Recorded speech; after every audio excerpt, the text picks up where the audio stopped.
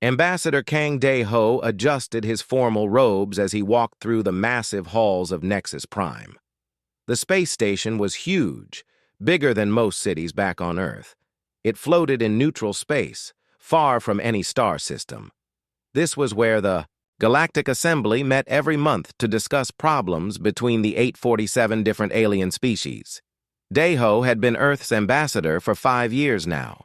He was still getting used to the strange sights and smells of so many different aliens in one place. Some looked like giant insects, others were made of living crystal, and some were just clouds of gas that somehow talked through machines. The meeting hall was enormous. Thousands of seats arranged in circles, each designed for different body types. Dae-ho took his place in the human section, which was small compared to the older species. Humans had only joined the galaxy 50 years ago, when alien ships first visited Earth. They were still considered newcomers. The meeting started like always. Species complained about trade routes, argued about mining rights, and discussed new laws. Dae-ho listened carefully, taking notes on his tablet. Most of the talk was boring, but sometimes important things happened here.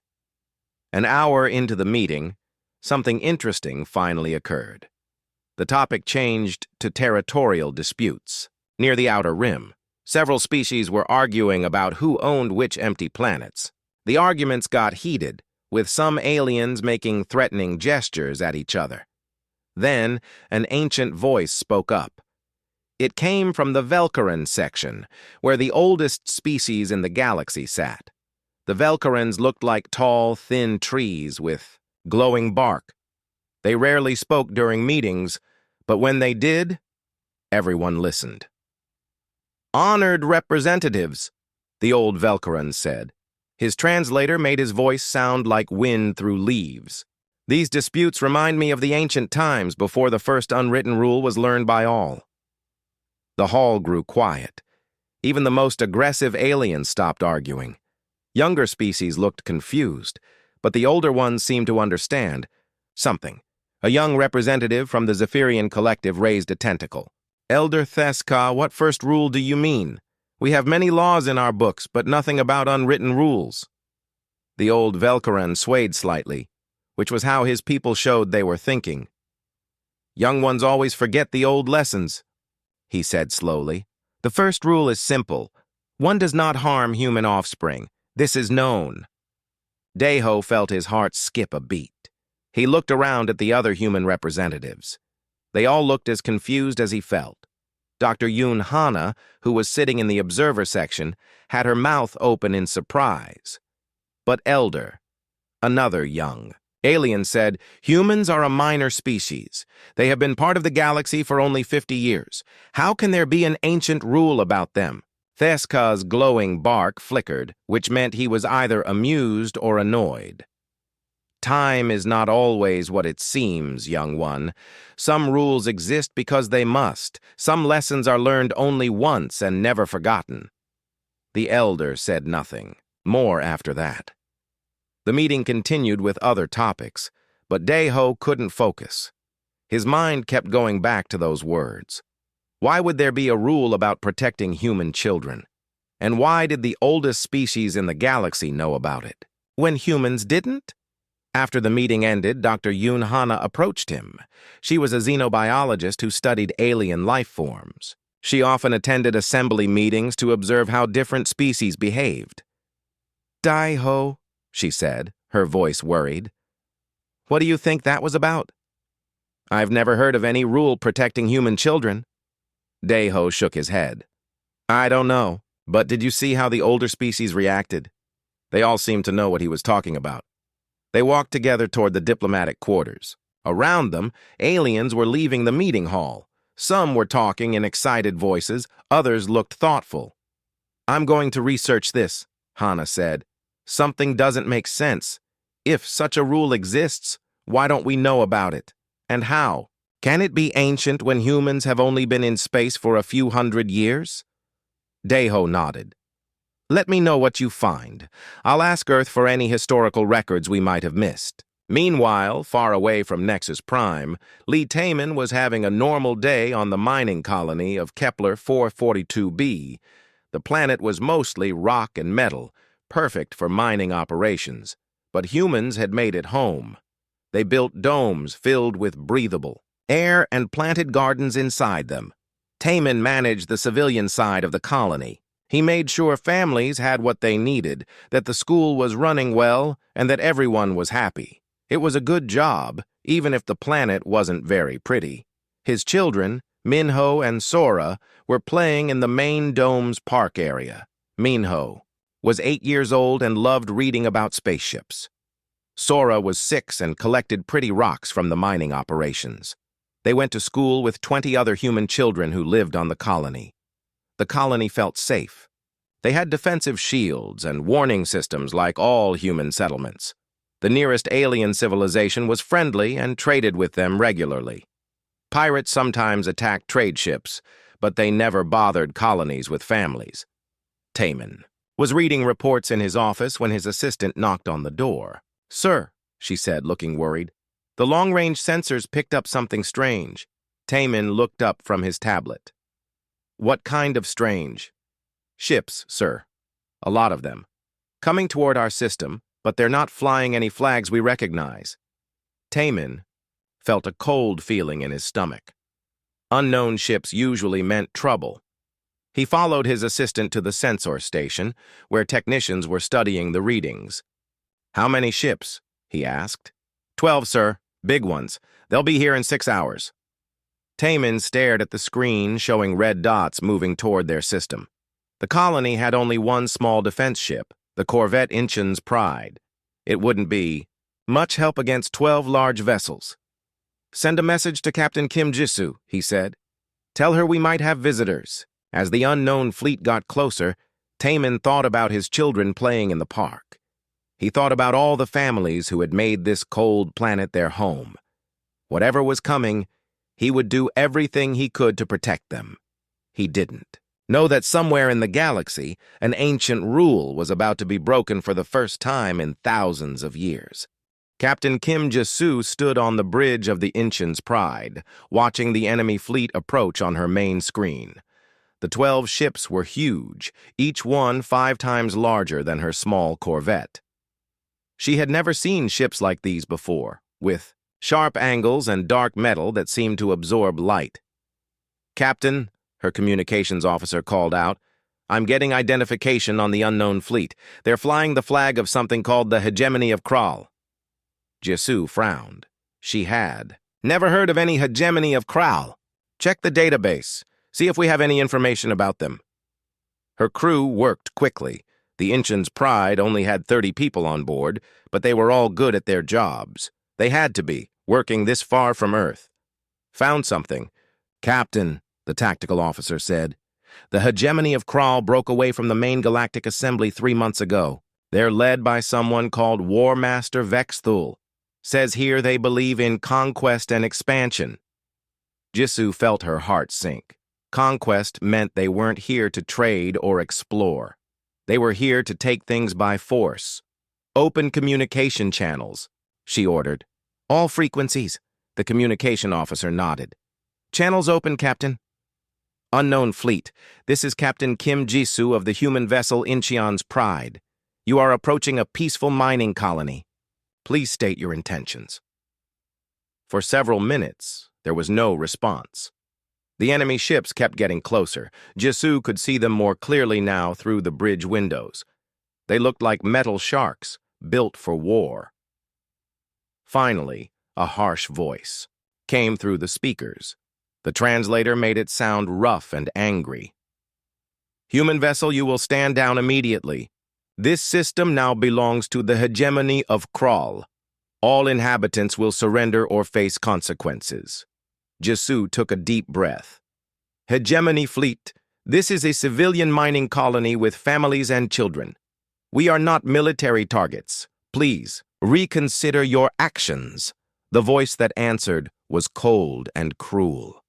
"War Master Vexthul does not care about your civilians. Weak species deserve conquest. Your children will not grow up to threaten the hegemony." The words hit Jisoo like a physical blow. They were threatening children, human children.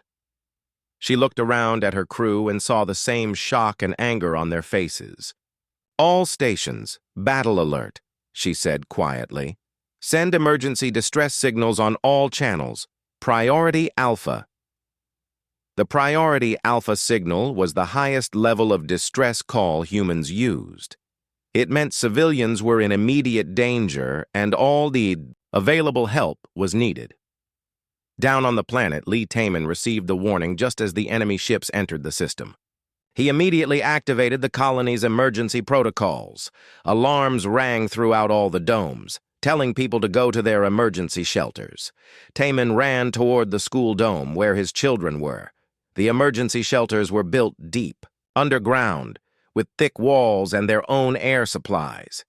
They could protect people from most attacks, but Taman had never thought they would actually need to use them.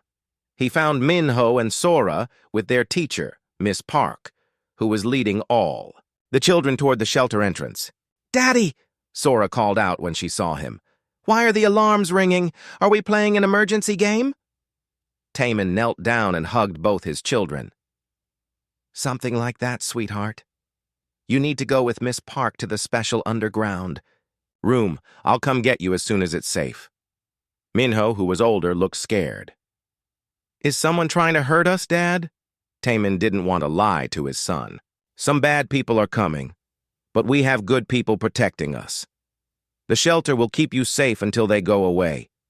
He kissed both children and watched them disappear down the stairs with the other kids. Miss Park gave him a brave smile before following them down. The heavy door closed with a loud clang. Back on Nexus Prime, Ambassador Kang Dae-ho was in his quarters when the emergency signal reached the station. He was researching the Velkaran Elder's strange words when his communication system screamed with the Priority Alpha alert. He rushed to the main communications center and read the message with growing horror. Unknown hostile fleet attacking human. Colony. Civilians in danger. Children threatened. Without thinking, he ran toward the assembly hall. The evening session was just beginning, with fewer representatives than the morning meeting, but he needed to tell them what was happening. "Honored representatives," he called out as he entered the hall. His voice was shaking. "I have received an emergency distress call from the human colony on Kepler 442b. They are under attack by hostile forces who have specifically threatened human children." The hall grew very quiet. Dae-ho looked around and saw something strange. The older species, representatives, were standing up. The ancient Velkaran elder, Theska, was glowing brighter than Dae-ho had ever seen before. The elder spoke one word in his own language, something the translators didn't pick up. Kethmarai. Then other species began to move. The crystal beings of Andromeda Prime started chiming in harmonics that hurt to listen to. The gas cloud ethereals began flashing colors that made the air shimmer. Even species that had been enemies for centuries turned to look at each other with something like understanding. Dr. Yoon Hana, who had been in the research section, ran into the hall. She looked confused and scared. "Dae-ho, what's happening?" Every species on the station just activated their military communication systems, all of them, at the same time. Before Dae-ho could answer, the Velkaran elder spoke again, this time in Galactic Common so everyone could understand. "The first rule has been broken," Theska said. His voice was like thunder now, not wind through leaves. "Human offspring are in danger. The ancient compact is activated." Throughout the station, aliens were moving with purpose Dae-ho had never seen before.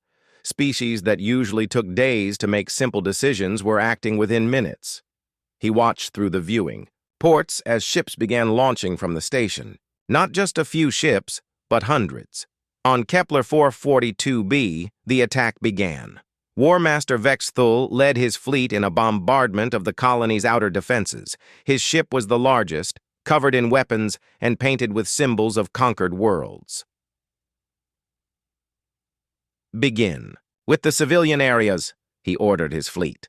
Show them that resistance is pointless. Target their breeding facilities first.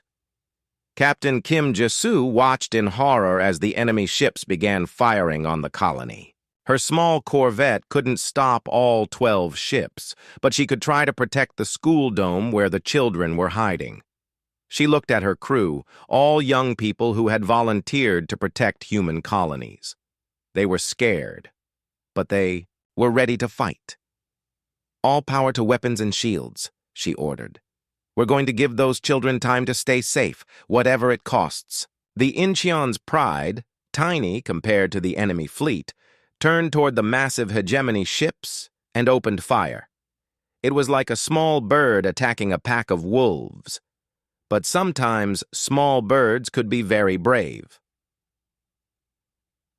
War Master Vex Thul laughed when he saw the human ship approaching. Look at the pathetic human vessel. Destroy it quickly, then continue with the colony. But as his ships moved to attack the corvette, something appeared on his long-range sensors. Ships were coming. Lots of ships. From every direction. The galaxy was waking up, and it was angry. Long ago, when the galaxy was younger and stars burned brighter, there was a species that made a terrible mistake. They were called the Devourers, and they believed that destroying the young of other species would make them stronger. They traveled from world to world, taking resources and leaving only death behind.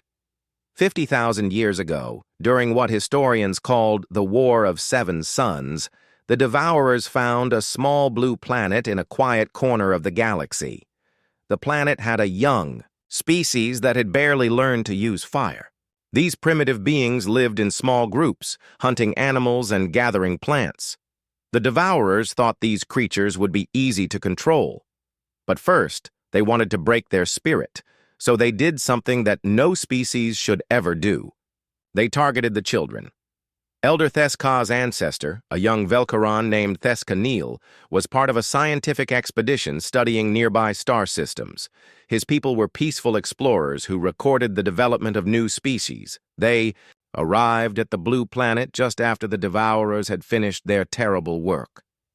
What Theskanil found would haunt his species forever. The primitive beings, who called themselves humans, had gathered their dead children in careful rows. They sang sad songs and placed flowers on small graves. But in their eyes, Theskanil saw something that scared him more than any weapon. He saw a promise of vengeance that would burn across the stars. The humans said nothing to the Velkaron explorers. They just looked up at the sky with eyes full of quiet rage. Then, over the next few months, they began to disappear, not dying, but leaving. Going somewhere else. For 3,000 years, no one saw humans anywhere in the galaxy. The Devourers laughed and said they had scared the weak species back to their caves. Other young races used humans as an example of what happened to species that couldn't defend themselves. But the older species, like Theskanil's people, watched the empty spaces where humans had been and worried. Species that disappeared usually died out. But sometimes, very rarely, they came back changed. The humans came back. They didn't announce themselves with radio signals or peace messages. They just appeared one day in the home system of the Devourers. Not with one ship or a small fleet, but with a force that blocked out the stars. The Devourer homeworld was a fortress, protected by weapons that could destroy planets. They had conquered hundreds of species and felt safe behind their defenses. They demanded to know what the humans wanted. The human answer was simple and terrible. You touched our children. The battle lasted 6 hours. When it ended, the Devourer homeworld was gone, not destroyed with explosions, but carefully taken apart piece by piece. The humans had turned the entire planet into a memorial garden, with flowers planted in soil, mixed with the ashes of those who had hurt human children. But the humans weren't finished. Over the next 50 years, they hunted down every single Devourer in the galaxy. Not just the warriors, but every member of their species. They used technology. That seemed impossible, tactics that no military school had ever taught. Most frightening of all, they were patient. Some devourers hid for decades, thinking they were safe. Then human ships would appear, as if they had been watching and waiting the entire time. The last devourer died alone on a small moon, surrounded by human soldiers who had tracked him across half the galaxy. In the present day, Captain Kim Ji-soo fought desperately against the hegemony ships attacking the colony. Her small corvette was badly damaged, with fires burning on 3 decks and half her weapons destroyed. But she kept fighting, trying to protect the school dome where the children were hiding. "Captain," her communications officer called out through the smoke, "I'm getting reports from across the galaxy. Fleets are moving toward us from everywhere. Hundreds of them." Ji-soo wiped blood from a cut on her forehead and stared at the tactical display. Red dots were appearing at the edge of the system, ships dropping out of hyperspace faster than she had ever seen before. War Master Vexthul was also seeing the same readings on his command ship. His tactical officer, a reptilian creature with nervous eyes, kept updating the count of approaching vessels. "War Master," the officer hissed, "we now detect over 300 ships approaching from multiple vectors. They represent nearly every species in the galaxy." Vexthul snarled. "Impossible. The galaxy has never united about anything. They're probably coming to claim pieces of this system for themselves." But as the first ships arrived, it became clear that something else was happening. The vessels were from species that had been enemies for centuries. Velcaran tree ships flew alongside crystalline dreadnoughts. The gas cloud ethereals moved in perfect formation with the machine intelligence of the Construct Collective, and they were all targeting the hegemony fleet. Down on the planet, Lee Taman crouched in the emergency shelter with the other colonists. The walls shook with each explosion above them. He could hear the children crying in the deeper bunkers, and his heart broke knowing that Minho and Sora were scared, and he couldn't comfort them. "Sir," one of the technicians said, looking at a small display, "the defense grid is picking up new signals. Lots of them." Taman looked at the screen and couldn't believe what he saw. The system was filling with ships, more ships than he had ever seen in one place. They were surrounding the hegemony fleet like a net closing around dangerous animals.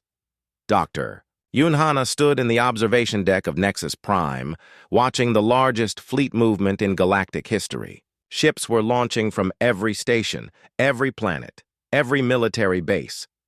Species that hadn't spoken to each other in decades were suddenly working together with perfect coordination. "How is this possible?" she whispered to Ambassador Kang. Daeho, who stood beside her with his mouth open in amazement. "I don't know," he said. "But I'm starting to understand what that Velcaran elder meant about ancient rules." Elder Theska approached them, his bark glowing with patterns they had never seen before. "Dr. Hana, you asked why such a rule would exist. The answer is simple. Your species taught the galaxy what happens when children are threatened. We learned that lesson very well." Hana stared at the old alien. "But humans have only been in space for a few centuries. How could we have taught the galaxy anything thousands of years ago?" "Time is not always what it seems," Theska said, repeating his earlier words. "Your species has been among the stars longer than you remember. And when you left us the first time, you left us with a promise carved in the ruins of 100 worlds." The elder turned toward the viewing port, where the last ships were disappearing into hyperspace, heading toward Kepler 442b. "The promise was simple," he continued. "Touch human children, and face what your species faced. We have made sure that promise was never forgotten." As the combined galactic fleet prepared to reach the human colony, War Master Vexthul finally began to understand that he had made a mistake. Not just a tactical error, but something much worse. He had broken a rule that existed for very good reasons. The galaxy was about to remind him why that rule existed. On Earth, Fleet Admiral Park Sunji was drinking morning coffee in her office when the emergency signal arrived. The message was simple and terrible. Human children under attack. Colony needs help. Priority Alpha. Park Sunji had been a military officer for 30 years. She had fought pirates, stopped wars between alien species, and protected human colonies from natural disasters. But she had never seen a priority alpha signal involving children. She pressed a button on her desk that she had hoped never to use. Throughout Earth's defense system, ancient protocols began to wake up. Protocols that had been sleeping for so long that most people had forgotten they existed. Deep beneath the ocean floors, massive shipyards began to power up. These weren't the public shipyards that built trade vessels and exploration ships. These were older facilities built during humanity's early expansion into space. The ships they contained were not designed for peace. Commander Cho Min-seo was leading a routine patrol near Jupiter when the activation codes reached her fleet. She looked at the message on her screen and felt her blood turn cold. The codes were from the deepest military archives, authorizations that hadn't been used in living memory. All ships, this is Commander Cho, she said over the fleet communication system. We have received activation of the Children's Protocol. This is not a drill. Set course for Kepler 442b, maximum speed. Her tactical officer, a young man named Lieutenant Han Jiho, looked confused. Commander, what is the Children's Protocol? I've never heard of it in any of our training. Cho Min-seo was quiet for a moment. She had learned about the protocol from her grandfather, who had served in the early space fleets. He had made her promise to never forget what it meant. Lieutenant, she said slowly, the Children's Protocol is activated when human children are deliberately targeted by hostile forces. When that happens, we stop being explorers and traders. We remember what we used to be. As her fleet changed course, Cho Min-seo watched other human vessels appearing on long-range sensors. Ships were coming out of hidden bases, military academies, and places that weren't supposed to exist on any official maps. The peaceful human presence in the galaxy was revealing its true nature. Dr. Yoon Hana received a message on her personal communicator while she was still on Nexus Prime. It was from her colleague, Dr. Kim Sajin on Earth, and it contained research data that made her hands shake. Hana, the message said, you asked me to research ancient human history. I found something in the deep archives that doesn't make sense. There are records of human settlements that are thousands of years older than first contact. The dates don't match what we've been taught. Hana read through the data files and felt her world change. There were star charts showing human colonies from 50,000 years ago, battle reports describing human fleets that moved like ghosts through space, memorial records for human children killed in something called the First Sorrow. The most disturbing file was a recording from an ancient Velcaran explorer. The translation was partial, but the meaning was clear. The humans have departed for the deep spaces. They say they will return when the galaxy is ready to learn why children must be protected. Their ships carry weapons we cannot understand, and a patience that frightens us more than any army. Ambassador Kang Dae-ho joined her as she studied the files. This changes everything we thought we knew about human history, he said. We didn't just join the galaxy 50 years ago. We rejoined it. But why don't we remember? Hana asked. If humans were a galactic power thousands of years ago, where did that knowledge go? Before Dae-ho could answer, Elder Thes Ka approached them. The ancient Velcaran seemed to glow with sadness and old memories. Your species chose to forget, he said gently.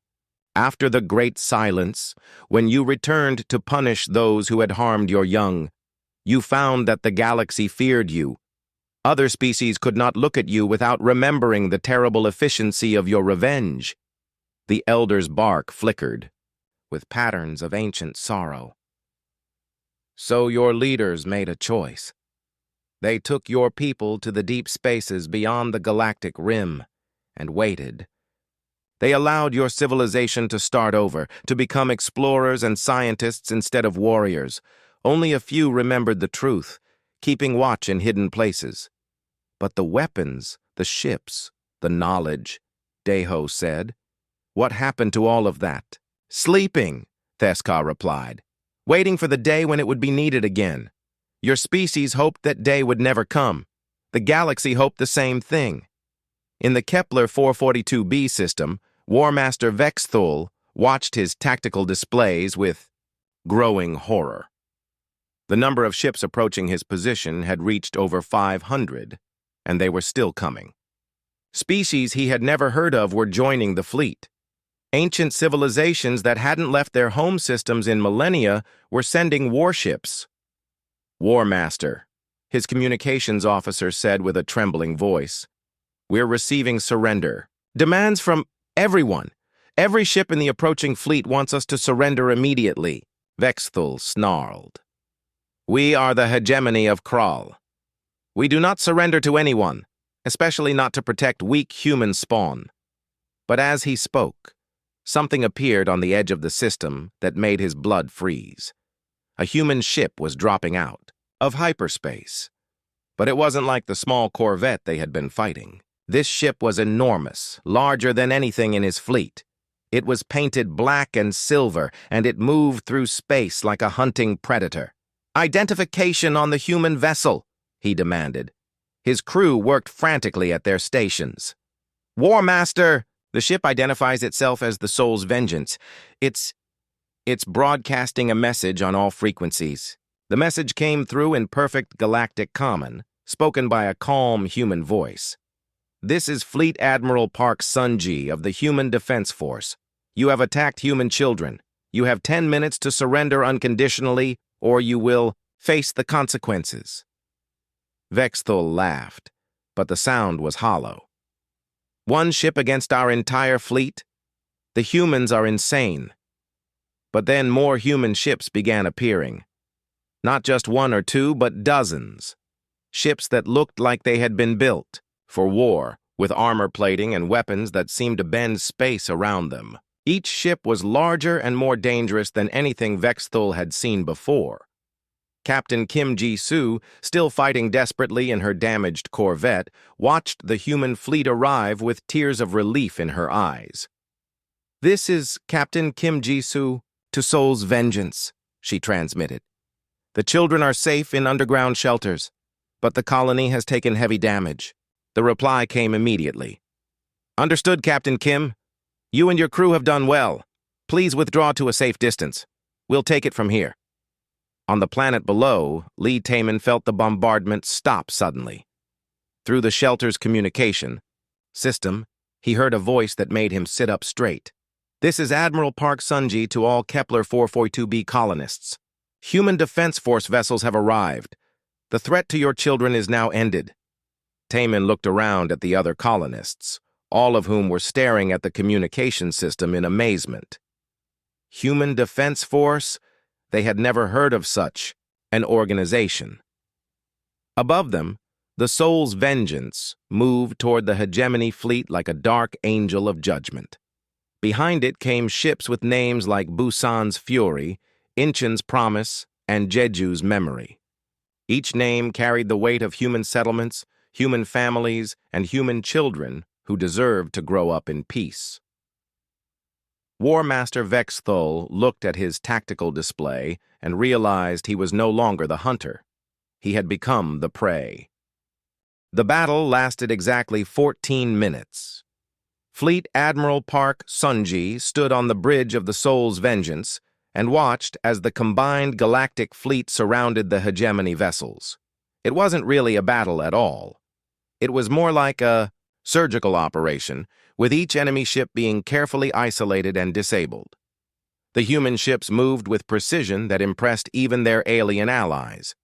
The Soul's Vengeance targeted the hegemony flagship, while smaller human vessels worked with Velkaran tree ships and crystalline dreadnoughts to capture the rest of the fleet. War Master Vexthul's ship, the Kral's Dominion, tried to fight back, but its weapons couldn't penetrate the human ship's shields, which seemed to absorb energy blasts and deflect projectiles like they were raindrops. "How are they doing that?" Vexthul screamed at his crew. "Our weapons should be tearing through. Their hull! His science officer, trembling with fear, checked the readings again. War Master, their technology, it's not in our databases. It's like nothing we've ever seen before. The Soul's vengeance fired once. A single beam of pale blue light struck the hegemony flagship and disabled every weapon system, every engine, every piece of military equipment on board. The lights stayed on, the life support kept working, but the ship was now completely helpless. Admiral Park Sunji opened a communication channel. War Master Vexthul, you will surrender your fleet immediately. Your crews will be taken into custody and your ships will be impounded. Vexthul's image appeared on the main screen, his reptilian features twisted with rage and confusion. Human, you cannot do this. The galaxy has laws about warfare, about prisoners, about conquered territory. Park Sunji's voice was as cold as empty space. You declared war on human children, War Master. At that point, you stopped being protected by galactic law. You became something else entirely. What are you talking about? Vexthul demanded. You humans are a minor species, new to the galaxy. You have no authority to make such claims. We are not new, Park Sunji said simply. We are returning. On the planet below, the colonists were finally allowed to leave their emergency shelters. Lee Taemin ran to the school dome and found his children safe, but scared. Minho and Sora threw themselves into his arms, and he held them tight while tears ran down his face. Daddy, Sora whispered. Miss Park said bad people tried to hurt us, but other people came to help us. Taemin looked up through the dome's transparent roof and saw human ships patrolling the sky like protective angels. Yes, sweetheart. Good. People came to help us. Very good people. Miss Park approached him with the other children behind her. Mr. Lee, who are those ships? I've never seen human vessels like that before. Before Taemin could answer, a new voice came through the colony's communication system. This is Commander Cho Min-seo of the Human Defense Force. We will be establishing a permanent base in this system to ensure the safety of all colonists. Medical teams are standing by to help anyone who was injured. Dr. Yoon Hana watched the aftermath of the battle from Nexus Prime. The galactic fleet was dispersing, with most alien vessels returning to their home systems. But the human ships remained, and more were arriving every hour. I still don't understand, she said to Elder Theska. If humans were a major galactic power thousands of years ago, why isn't this in our history books? Why don't we remember? The ancient Velkaran swayed thoughtfully. Because your leaders were wise, he said. After you punished those who harmed your children, the galaxy feared you. Other species saw what you could do when pushed to anger, and they were terrified. Theska's bark glowed with old memories. Your people realized that fear was not a good foundation for peace. So they made a great sacrifice. They took their fleets and their weapons to the deep spaces beyond the galaxy's edge. They allowed your civilization to start fresh, to become explorers and scientists instead of conquerors. But some remembered, Hana said, thinking of the hidden shipyards and secret protocols. Yes, the elder agreed. Some kept watch, maintaining the tools that would be needed if the first rule was ever broken again. They hoped this day would never come, but they prepared for it anyway. Ambassador Kang Dae-ho joined the conversation, still trying to process everything that had happened. So what happens now? Do we go back to being explorers, or do we become a military power again? That choice is yours to make, Theska replied. But the galaxy will remember this day. They will remember that human children are protected by powers that reach across space and time. Perhaps that memory will be enough to keep the peace. The Edas trials of the hegemony of Kral began 3 months later. War Master Vexthul and his commanders were brought before a special tribunal that included representatives from every major galactic civilization. The evidence against them was overwhelming. But the real shock came when the punishments were announced. The hegemony's military was completely disbanded. Their ships were given to species they had attacked in the past. Their leaders were exiled to a small moon on the edge of known space, where they would spend the rest of their lives thinking about their choices. But the harshest punishment was reserved for their home worlds. Not destruction, as might have been expected, but something more lasting. Every hegemony planet was marked with monuments in every galactic language, stating simply, "Here lived those who forgot that children are the future of all species." Fleet. Admiral Park Sunji gave only one interview after the battle. When asked why the punishment seemed so restrained compared to humanity's capabilities, she simply said, "We are not monsters. We are parents. Our goal was never to destroy, but to protect. Now that our children are safe, we can return to building a better galaxy." A year later, Lee Taman watched his children play in the colony's expanded park. Minho was teaching other children about the different types of human warships that now patrolled their system. Sora had started a collection of flowers that grew in the memorial gardens the human fleet had planted throughout the sector. The children seemed to have recovered from their ordeal, but they were different now. They knew that there were people in the galaxy who would hurt children, but they also knew that there were others who would cross impossible distances to protect them. Dr. Yoon Hana published a paper about the rediscovery of ancient human history. It became required reading at every xenobiology institute in the galaxy. Young species learned about the importance of protecting children, not just their own, but the children of every species they encountered. The paper ended with a quote from Elder Thes Ka. "The first rule of the galaxy is not written in any law book or treaty. It is written in the hearts of those who understand that today's children become tomorrow's universe. Break that rule and face the consequences. Follow it and help build a future worth living in." Ambassador Kang Dae-ho kept his position at the Galactic Assembly, but his role had changed. He was no longer representing a minor species hoping for acceptance. He was speaking for a civilization that had chosen peace, but had never forgotten how to enforce it. The assembly meetings were different now, too. When discussions got heated, when species started making threats against each other, someone would always mention the first rule. Conflicts that might have led to war were resolved with negotiation instead. And in the deep archives of every major civilization, historians updated their records. The entry was simple. Year 2387, the Second Awakening. Humanity returned to active galactic affairs following an attack on human children. The galaxy relearned why some rules exist not to be tested, but to be preserved through absolute conviction. The first rule of the galaxy stood stronger than ever. Children, all children, were safe under the protection of those who remembered what it meant to be guardians of the future. In the end, that was the most human thing of all. Not the weapons or the technology or the ancient power, but the simple understanding that every child deserved a chance to grow up in a galaxy where wonder was possible and fear was unnecessary. The universe was a little bit safer and a little bit more hopeful because some rules were never meant to be broken.